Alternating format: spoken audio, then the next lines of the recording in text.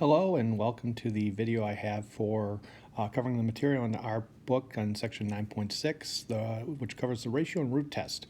Objectives for this video are number one, use the ratio test to determine convergence or divergence of a series.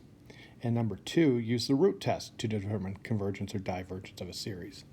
Now, there is some similarities between these two, and I think you'll notice that once we go through and you see both of the tests. It is important to remember, while these are the ratio test, as I mentioned in class, and I will mention here as well, is very important moving forward. These tests are not always going to be the ones you want to use. So these are tools in your arsenal for going through and determining the convergence and divergence of a series. So let's start out with the ratio test.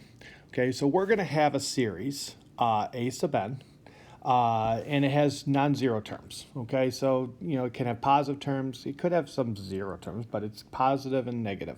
So what happens on this one is we know the series will converge absolutely if you take the limit as n approaches infinity of a sub n plus 1 over a sub n, if that limit is less than 1. In other words, basically what's happening here, you're taking the next element over the current element, okay? It's going to diverge if this limit is greater than 1.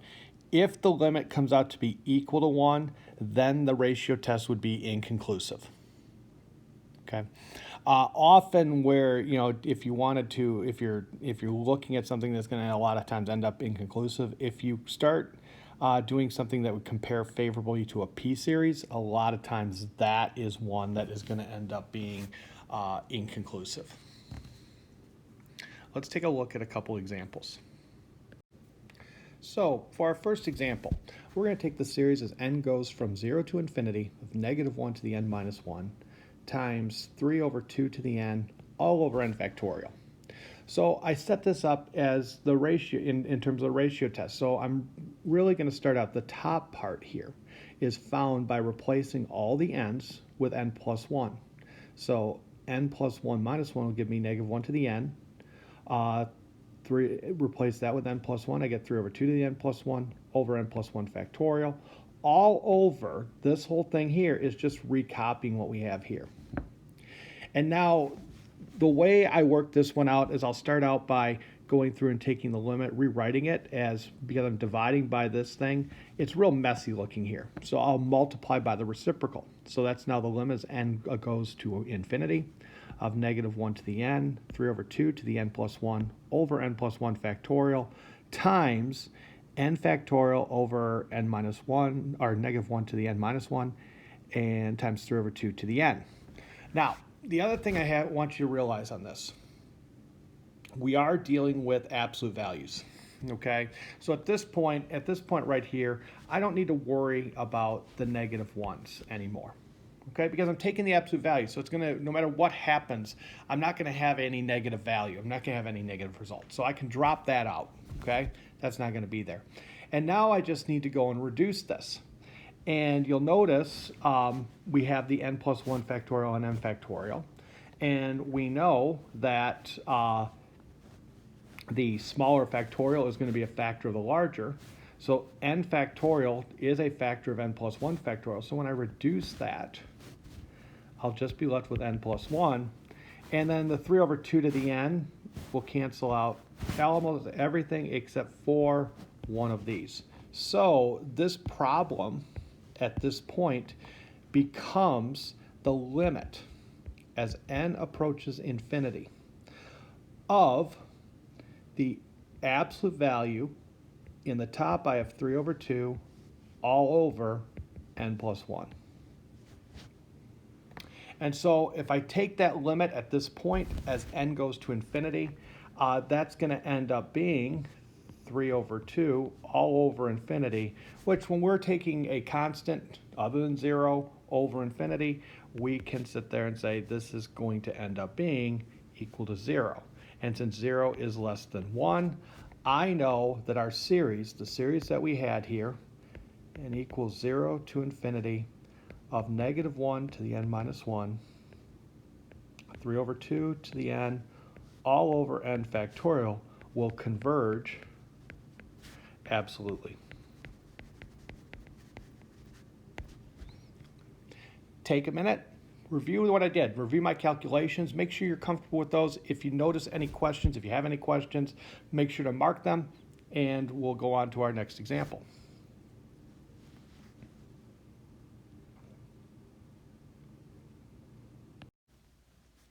So for example 2, we have this series where n goes from 1 to infinity of 5 to the n over n to the fourth.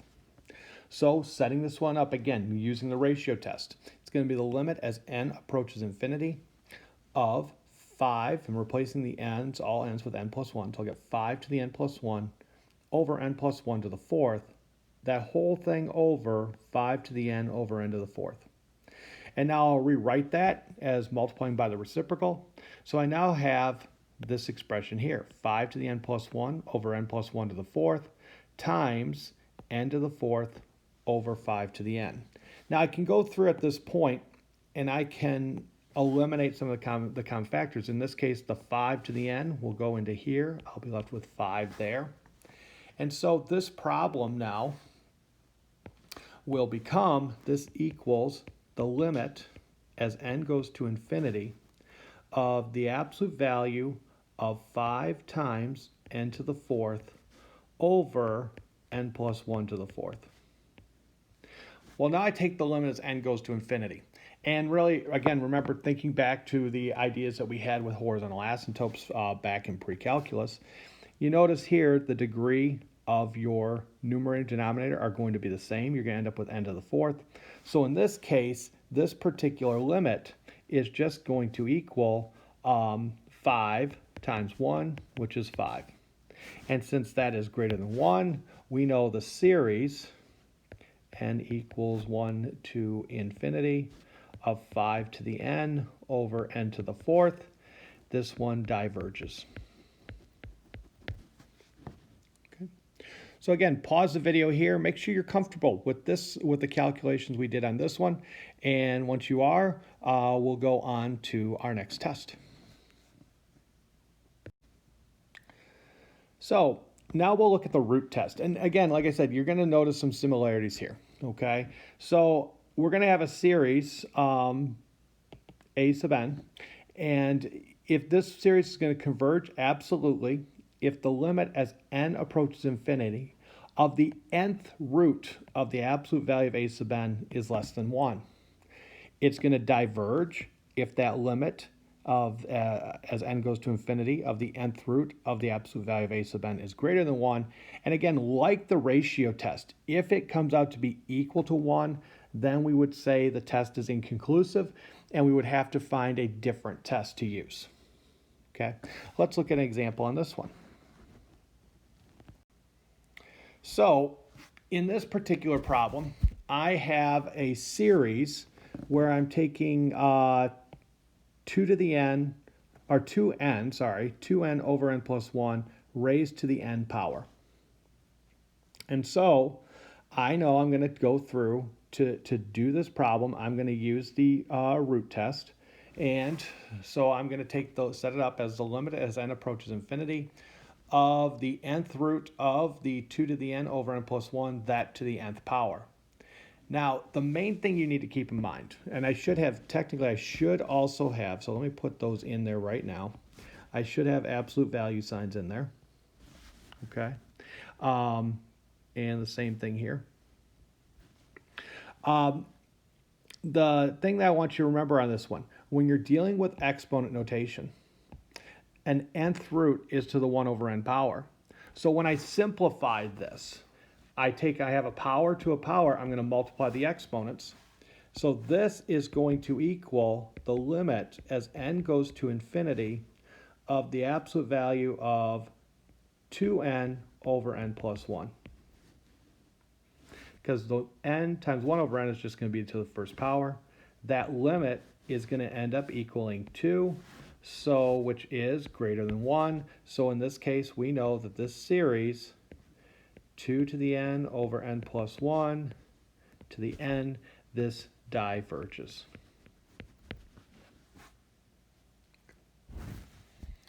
So there's an example of a root test. Okay, the same, the idea is the same thing will happen on these. Now, generally speaking, I'm doing a root test when I see something being raised to a power of n, okay, because I know then I'll cancel out that power like that, okay? Again, pause the video, make sure you're comfortable with this, and we'll finish up on the next slide. So now that we've gone through, we've really covered every single test we have for convergence and divergence. So one of the things we have is just kind of a guideline. Again, these are general guidelines for testing a series. It is by no means the be all to end all that if you go through every one of these each step that it's going to end up working out perfect. You might start, as you get more familiar with these, you might look at a problem and say, you know what? I know I'm going to end up using this test here, so I'm just going to jump to it. But generally speaking, the first thing I would suggest you do is take a look and see if does the nth term actually approach 0. Because we know if it doesn't, then the series diverges. Okay, and that's a very quick thing. But that does require you to be able to look at that limit and do the calculations. And sometimes calculating that limit might be a little bit more complicated than is going to be feasible to go through and do. So it's an option, and it's the first thing I usually do is look at it, but it may not be something that you're going to actually be able to do when you look at the problem. Next one, take a look. Could the series be one of these special types? Geometric, telescoping, alternating p-series. The alternating series you can identify because you'll have a -1 to either a power of n, n plus 1, n minus 1, something like that, okay? So you'll have -1 to a power, and that's going to key you into an alternating series. I think you just have to check to see if the other conditions of the alternating series are correct. Geometric and p-series, you know the basic forms of those. So it's just identifying, making sure that you identify with geometric is r, the absolute value of r is less than 1. With the p-series is p greater than 1. The telescoping series is the one that could be hidden the most. Remember, that one can be hidden by using a rational function. Okay, so you have something where where you could go through and take the problem, rewrite it using the partial fraction decomposition, and then you would end up seeing the telescoping series. That's a possibility of where it's hidden. Otherwise, you could go otherwise it would actually be right out there. If it is something that's hidden, it's up to you if you wanted to go to that point and do the partial fraction decomposition. If you knew it would end up being a telescoping series, then I would say do the partial fraction because it's a very quick and easy way to determine where it's going to converge to, and it tells you what that sum is going to be, like the geometric. But if it's something that you look at, it's going to be more complicated to do the decomposition. Maybe you don't even recognize that it's going to work with the decomposition. Then maybe you look at something else. But if you do recognize any of these, that's the next step on this one. So check for that the nth term test. Check for these special series. Third, the next one I usually would go to is the integral test, ratio, or root test. Yeah, I know ratio and root, we just covered those in this video, but those right there, I would put those above doing any type of comparison. Okay, because those are tests that I can go through and run with the integral test. Remember, you have to have something that will be, that you can integrate, that you can find an antiderivative for. So that puts a somewhat of a damper on this one. But ratio and root tests are ones that, if they work out to be conclusive on something, either greater than 1 or less than 1, then you can go through and it's a pretty general test that can work with most series. Then the last one is, does the series you have, could it compare favorably to one of these special types? Specifically, comparing favorably to the geometric or p-series. That's generally where you need to go with the comparison test. But you might compare it to an alternating series. You might look at something like that. But you're really looking at, does it compare favorably to one of those two, is generally where you're at. And if it does, then you can go through, use a direct comparison or limit comparison. It is totally up to you. If I ask you on a test or quiz to do a comparison, I would not specify which one. I would say use a comparison, either a limit comparison or a direct comparison. So it would be your choice which one to use. So this does conclude the video for 9.6 on the ratio and root test. Remember, if you have any questions, if you're unsure about something, go ahead and write those things down and we can discuss them in class. See you then.